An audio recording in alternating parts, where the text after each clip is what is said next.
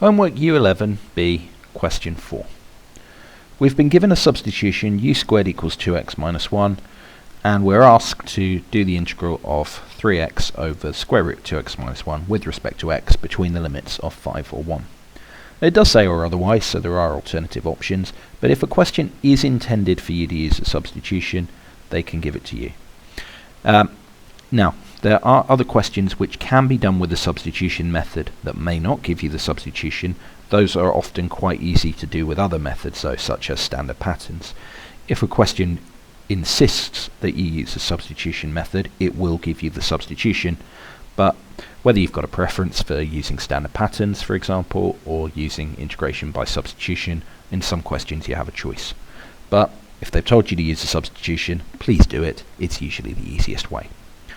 The first thing you should always do when you're given a substitution is to differentiate it.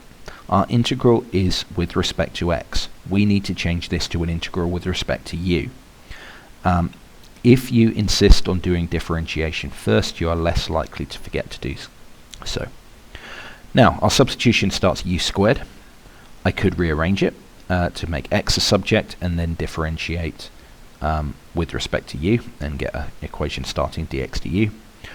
I could square root, have u equals the square root of 2x minus 1 and differentiate using the chain rule, or I could differentiate implicitly. Whichever one is your preference, go for that.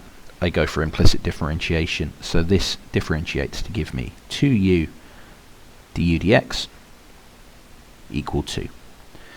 I can clear the 2 on each side, and while this isn't strictly speaking a fraction, so you can't separate it, practically you are allowed to write u du equals dx and then substitute in the u du later.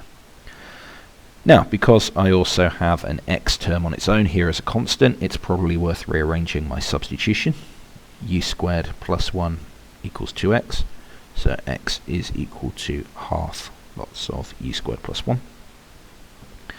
And I'm also going to need to change my limits.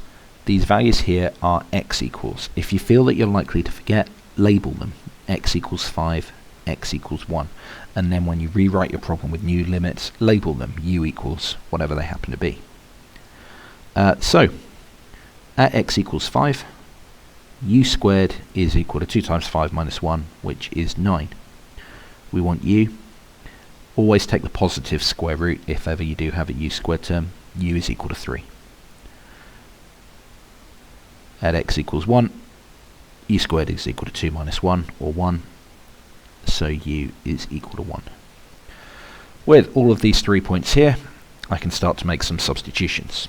So, my limits are now between u equals 3 and u equals 1. Do be careful on some questions that you may end up, after doing a substitution, with a smaller number on the top and a bigger number on the bottom. Not every case, as we've got here, but if it does come out that way, that doesn't mean it's wrong. Go for it. You do it in the correct order based on the substitutions that you've made. Now I'm going to pull out the 3 that I have here and the half that I have here when I make my substitution to get 3 over 2 on the outside. Replacing my x then with u squared plus 1 over the square root of, substitute out the 2x minus 1 for u squared. So the squaring and the square root are going to cancel each other out, times by u du, which is my substitution here for dx.